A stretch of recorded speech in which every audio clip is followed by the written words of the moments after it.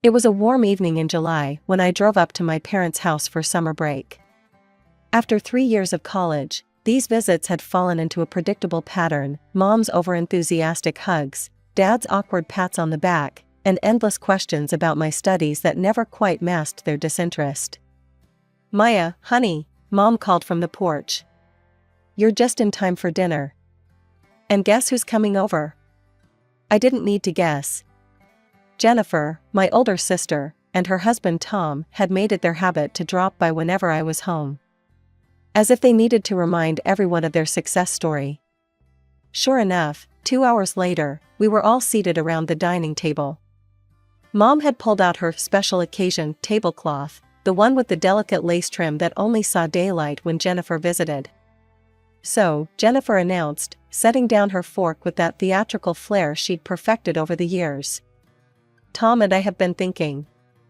We should all go to Hawaii for Christmas." Mom literally clapped her hands like an excited schoolgirl. "Oh, that would be wonderful." Dad beamed with pride. "What a fantastic idea, sweetheart." Then Jennifer turned to me, that familiar mocking smile playing on her lips. "Maya, do you think you can afford it? Or should Big Sister help you out?" I felt my cheeks burn, but kept my voice steady. "I can manage my own expenses, thanks." "Are you sure?" Jennifer raised an eyebrow. "Because we're looking at about $3,000 per person for flights and hotel." I almost choked on my water. $3,000. That was more than all my savings combined, and I was only making minimum wage at my part-time jobs. But I'd rather eat ramen for the next 6 months than accept Jennifer's charity. "I said I'll manage," I repeated firmly. Jennifer shrugged and turned back to our parents. "Well, anyway, the restaurant is doing amazing. We just hired a new sous chef from Italy, can you believe it? Authentic Italian cuisine right here in our town." "You're so entrepreneurial, dear," Mom gushed. "Maya, you should really take notes from your sister about business sense." "Yes, Maya," Jennifer chimed in. "Maybe you could even work for me someday." Sitting at that dinner table, watching my parents fawn over Jennifer's Hawaii plans, I felt like I was 10 again. Nothing had changed. The same eager nods from Mom, the same proud smile on Dad's face, the same feeling of being invisible. Jennifer was still their golden child, just as she'd been since we were kids. 5 years between us might as well have been 50 for all the difference it made in how our parents saw us. They never said it outright, but their actions spoke volumes. Jennifer was the one they believed in, the one they were sure would make something of herself.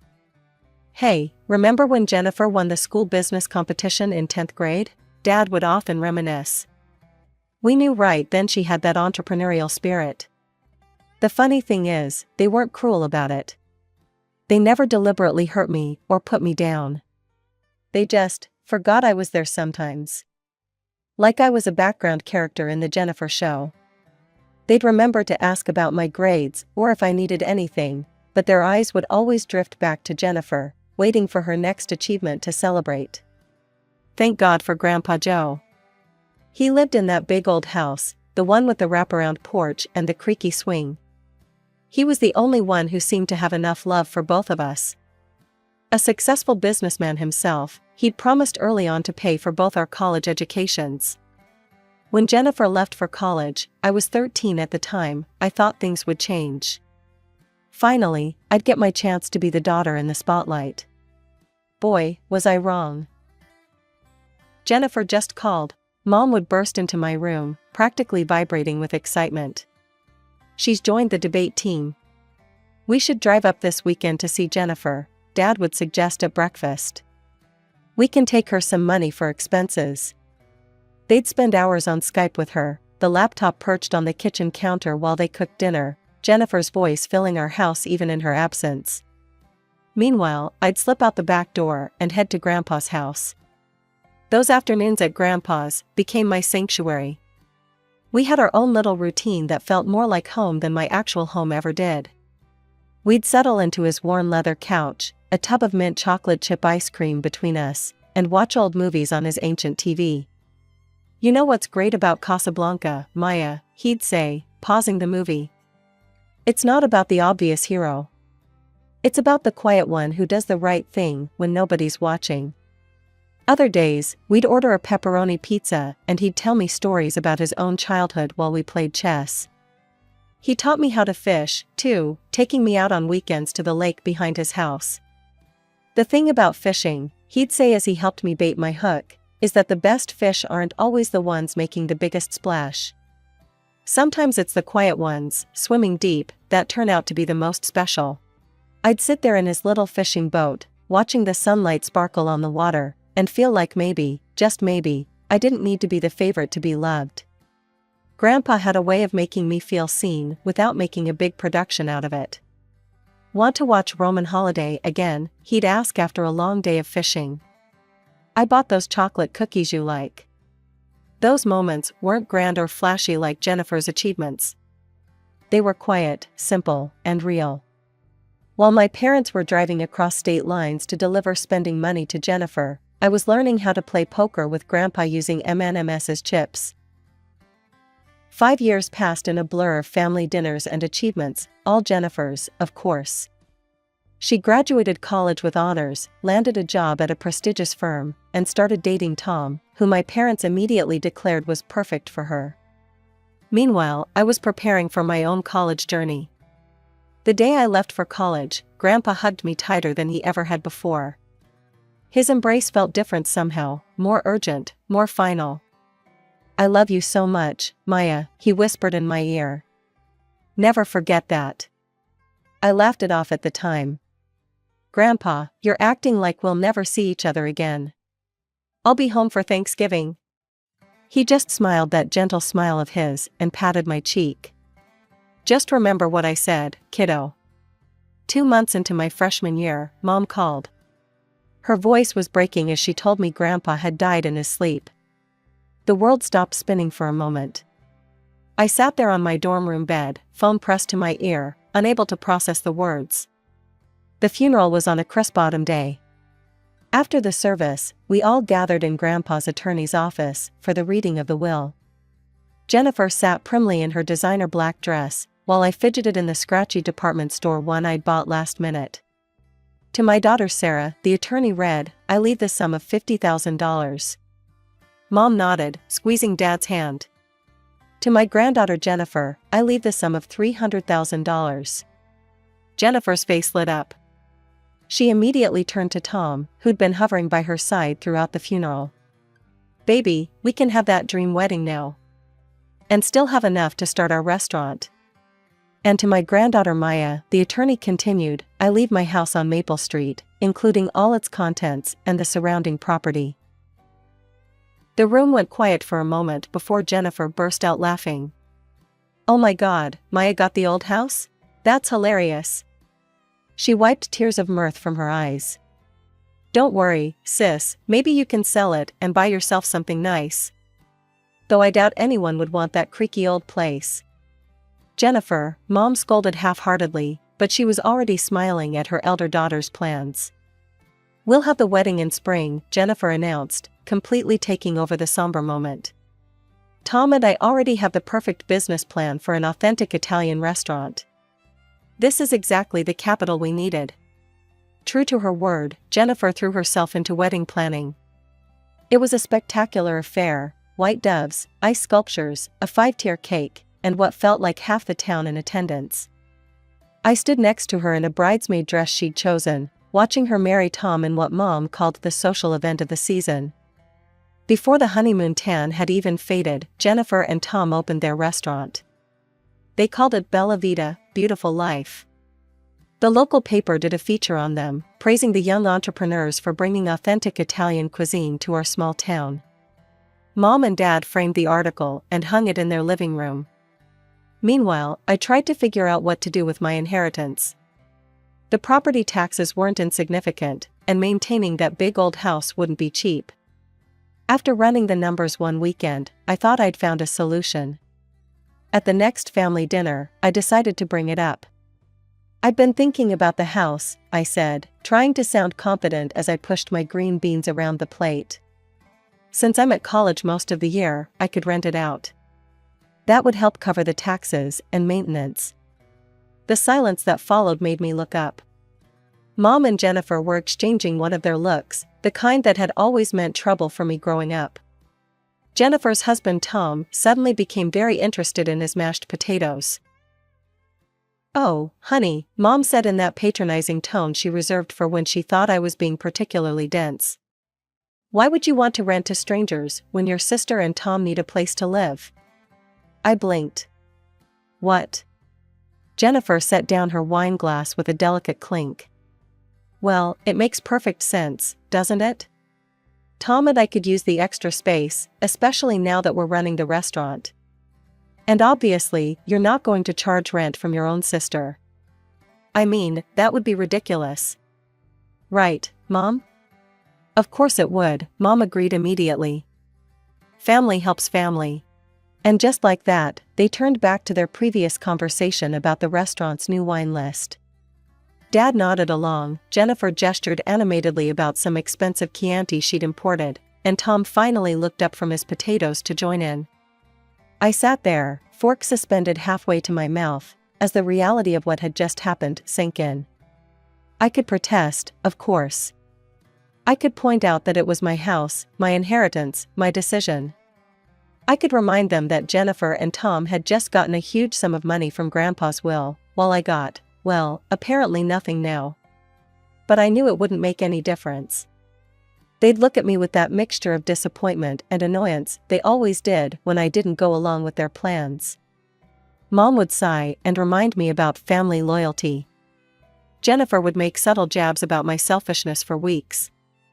Dad would give me that look, the one that said I was making things difficult for no good reason. So I did what I'd always done. I swallowed my protests along with my now cold green beans and stayed quiet. The next weekend, Jennifer and Tom moved into my house.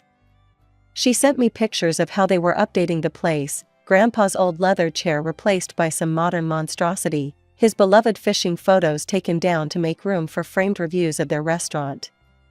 While I studied for midterms in my cramped dorm room, my sister and her husband lived rent-free in my house. Every time I came home for breaks, I had to ask permission to visit what was legally my own property. Let's get back to the present. After that summer dinner, I threw myself into work with renewed determination. Between morning shifts at the campus cafe and evening hours at the study library, I barely had time to breathe. But every time I felt like giving up, I'd think about Hawaii and push myself to pick up an extra shift. When Jennifer called in late November, I had the money ready. $3,000, nearly every penny I'd earned over the past few months. "Send it today," she instructed. "I need to finalize the bookings." I transferred the money immediately, my hands shaking with excitement as I clicked send on the banking app. That weekend, I treated myself to a new swimsuit, nothing fancy, just a simple blue one-piece on sale. My friend Lisa let me borrow her good suitcase, the one with the wheels that actually worked. December 23rd arrived crisp and cold. I showed up at my parents' house with my borrowed suitcase and new swimsuit, practically buzzing with excitement. But something felt off. Mom barely met my eyes when she hugged me, and Dad kept clearing his throat the way he did when he was uncomfortable. Then Jennifer and Tom arrived. The moment they walked in, I knew something was wrong. Jennifer had that look on her face, the same one she'd worn when she told me she'd be living in my house rent-free. Mom and Jennifer exchanged glances that made my stomach twist. We sat down to dinner, and for a few minutes, there was only the sound of forks against plates. Then Jennifer set down her wine glass and cleared her throat. "We need to discuss something," she announced. "The restaurant, well, we've hit a rough patch. The numbers aren't what we projected." Mom reached over and squeezed her hand supportively. I noticed she already knew what was coming. "We've had to make some tough decisions," Jennifer continued, her voice dripping with fake regret. "We've had to cut some expenses, including our contribution to the Hawaii trip budget." My fork froze halfway to my mouth. "So," she went on, gesturing between herself, Tom, and our parents, "we've all discussed it, and we think the best solution is for Maya to sit this one out." The room started spinning. "But I already paid my share," I managed to say. Yes, well, Jennifer smiled that condescending smile I knew so well. That money will help cover the rest of our expenses. We couldn't possibly cancel on everyone, and Tom and I never even had a proper honeymoon because we went straight into the restaurant business. I looked at Mom and Dad, waiting for them to say something, to object to this insanity. But they just sat there, Mom still patting Jennifer's hand, Dad studying his plate as if it held the secrets of the universe. I paid my share, I said again, my voice shaking. $3,000. That was all my savings. Maya, Mom snapped, her tone sharp enough to make me flinch. Family helps family. Jennifer and Tom are going through a difficult time with the restaurant. The least you can do is be understanding. Understanding? I whispered. Yes, understanding. Besides, someone needs to watch the house while we're gone. Mom turned back to Jennifer. Now, about the hotel arrangements. I stood up so abruptly, my chair scraped against the floor. Nobody even looked up. I climbed the stairs to my old bedroom, the sounds of their cheerful conversation floating up behind me. They continued chatting and laughing as if they hadn't just stolen my money and crushed my dreams. Lying in my childhood bed that night, staring at the glow-in-the-dark stars Grandpa had helped me stick on the ceiling years ago, I made my decision. The next morning, I played my part perfectly. I stood on the front porch, smiling and waving as they loaded their luggage into 2 waiting taxis. Don't forget to water Mom's plants, Jennifer called out, adjusting her designer sunglasses. And check the mail every day, Mom added. Don't worry about a thing, I assured them, still smiling. Jennifer leaned out the taxi window.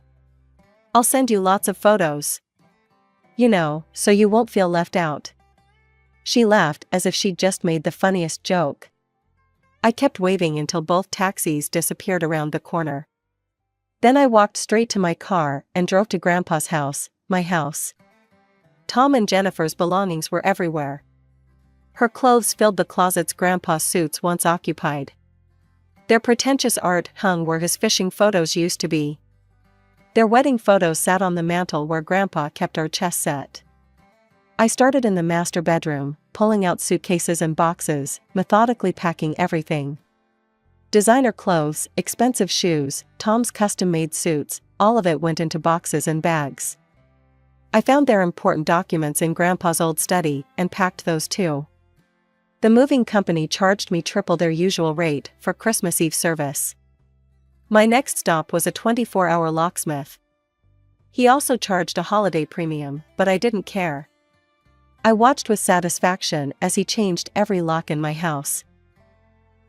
I drove back to campus, arriving just as my friends were starting their orphan Christmas celebration, our nickname for the holiday party we threw for students who couldn't or didn't want to go home.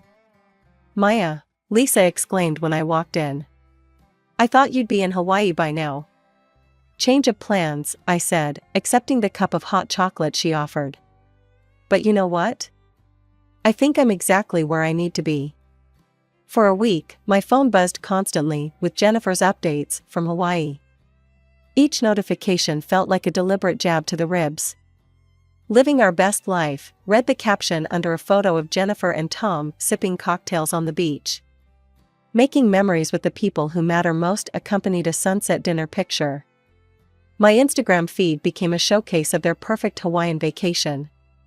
Jennifer lounging by infinity pools, Mom and Dad smiling at luau's, Tom trying to surf. Every photo was carefully filtered and captioned with nauseating platitudes about family time and much-needed breaks from running a business. The worst was her post about knowing when to step back from work and enjoy life. That one came with a photo of all of them holding champagne glasses at a New Year's Eve party, paid for with my savings. Then, early on New Year's Day, my phone exploded. Maya, why are all of Jennifer's things in our living room? Mom. Call me immediately. Dad. What the hell did you do with our stuff? Jennifer. The locks aren't working. Did you change them? Tom. I watched the messages roll in, my phone buzzing like an angry hornet.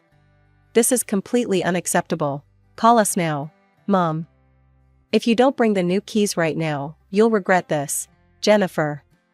Maya Elizabeth Parker, answer your phone this instant. Dad. The messages kept coming, growing increasingly angry. Words like ungrateful, selfish, and spiteful filled my screen. Jennifer's texts became particularly colorful, peppered with accusations about betraying family and ruining their lives. How dare you throw your own sister out on the street? After everything we've done for you? Mom.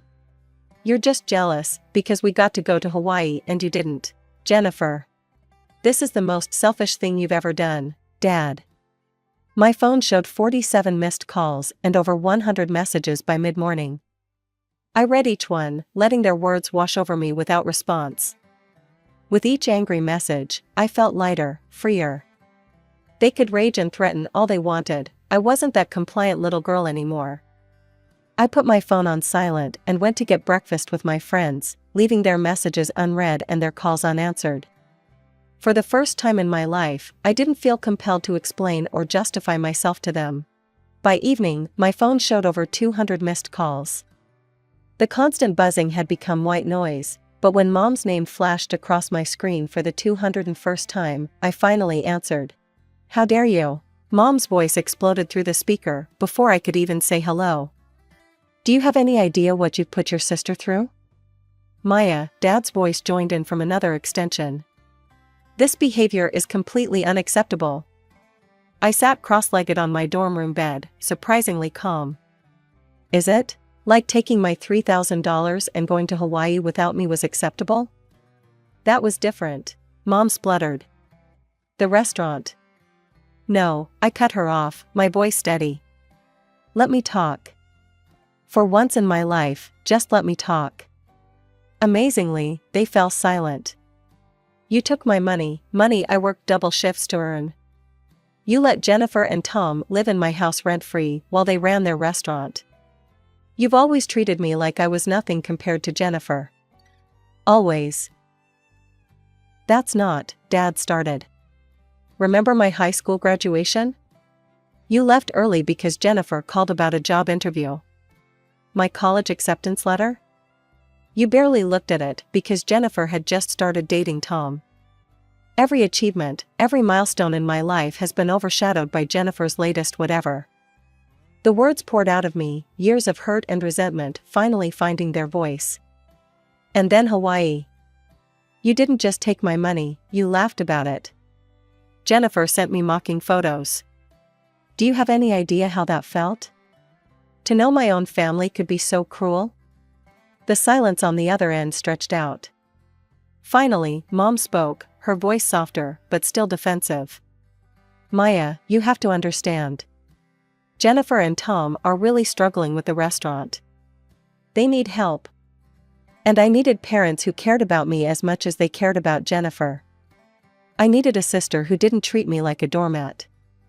I needed a family who saw me as more than just Jennifer's backup plan. But where will they live?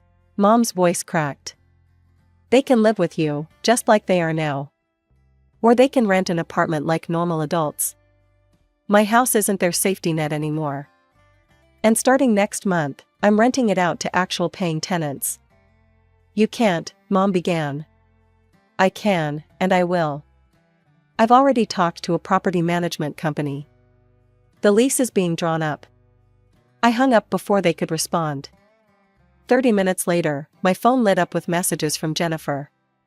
You vindictive witch, read the first one. You've ruined everything.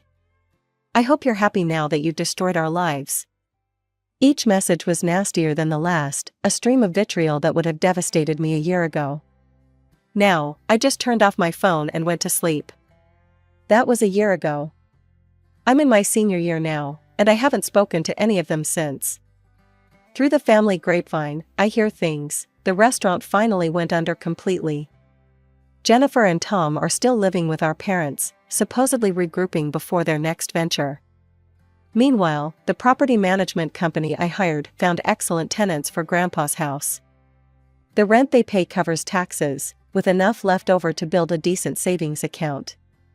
I'm careful with the money, I think Grandpa would be proud of that. Sometimes, usually late at night when I can't sleep, I wonder if we'll ever reconcile. If Mom will ever understand why I did what I did. If Jennifer will ever see me as an equal rather than a convenience. If Dad will ever stand up for me the way he always stood up for her. But then I remember that day in Hawaii when they were all drinking champagne with my money, and I realized something: I don't need their understanding anymore. I don't need their approval or their love or their acceptance. What I need, what I finally have, is my self-respect.